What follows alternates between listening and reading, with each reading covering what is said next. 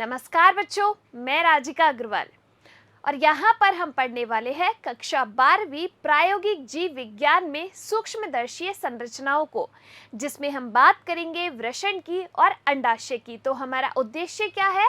अंगों की सूक्ष्मदर्शीय शारीरिकी का अध्ययन करना। सबसे पहले बात करते हैं हम यहाँ पर किसकी? वृषण की।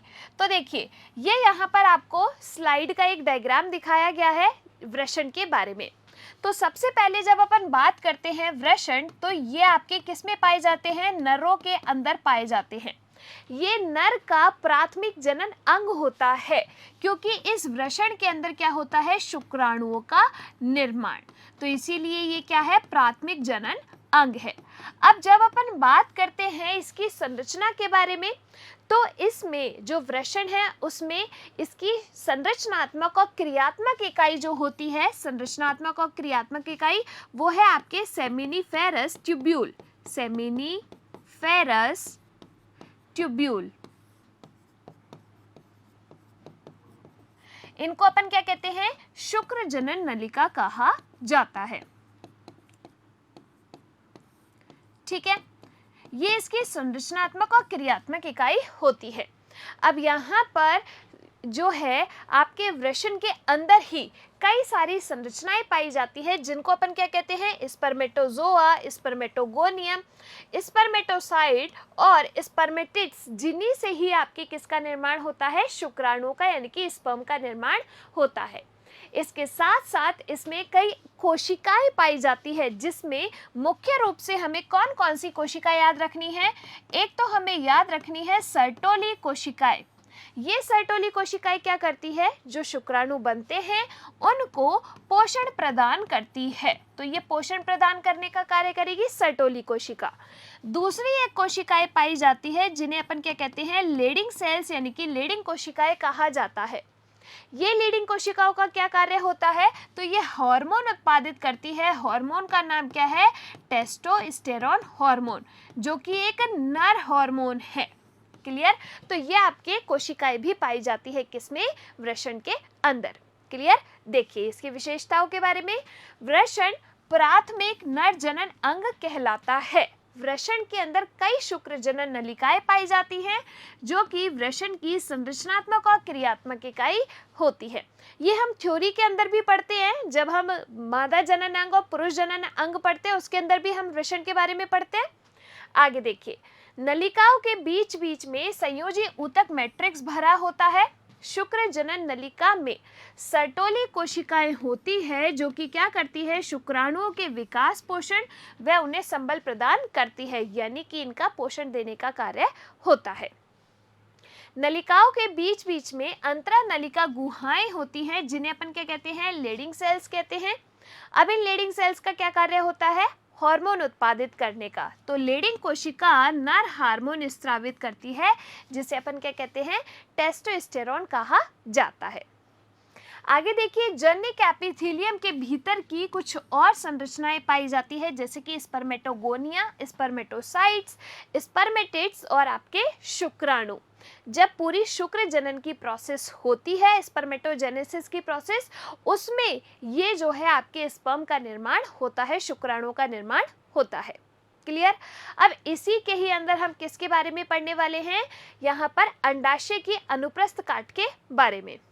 तो जो अंडाशय है, जिसको अपन क्या कहते हैं? ओवेरी कहा जाता है। आपको इस तरीके से स्लाइड दी जाएगी, आपको पहचानना होता है कि ये स्लाइड किसकी है, और फिर उसके बारे में कुछ विशेषताएं आपको लिखनी होती है कि आपको स्लाइड में क्या क्या नजर आ रहा है। ठीक है, तो सबसे पहले हमें अगर ऐसी संरचना दिख रही है तो हम समझ जाएंगे कि ये अंडाशय की संरचना है, जो कि आपके मादाओं का क्या है? मादा में पाया जाता है, फीमेल्स के अंदर, जो कि मादाओं का प्राथमिक जनन अंग है।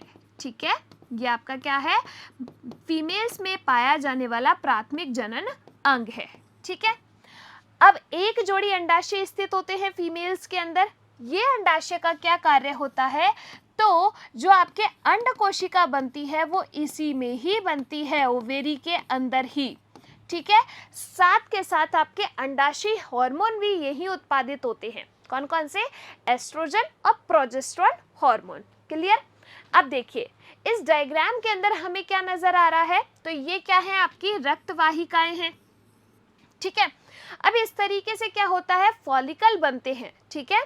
प्राइमरी फॉलिकल बना, फिर ये मैच्योर होता है, फिर द्वितीय फॉलिकल बनता है, फिर आपके तृतीयक फॉलिकल बनता है, जिसमें आपके एंट्रम की गुहा मौजूद होती है, और फिर आपके एक मैच्योर पूरा फॉलिकल का निर्माण होता है, जिसको अपन कहते हैं परिपक्व फॉलिकल।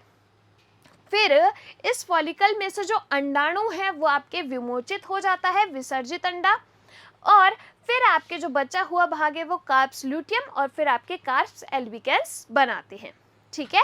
देखिए, सबसे बाहरी परत में बनी कोशिकाएं जन्य एपिथेलियम बनाती है। यह संवहनी संयोजी ऊतक से भरी होती है, जिसे अपन क्या कहते हैं, स्ट्रोमा कहा जाता है।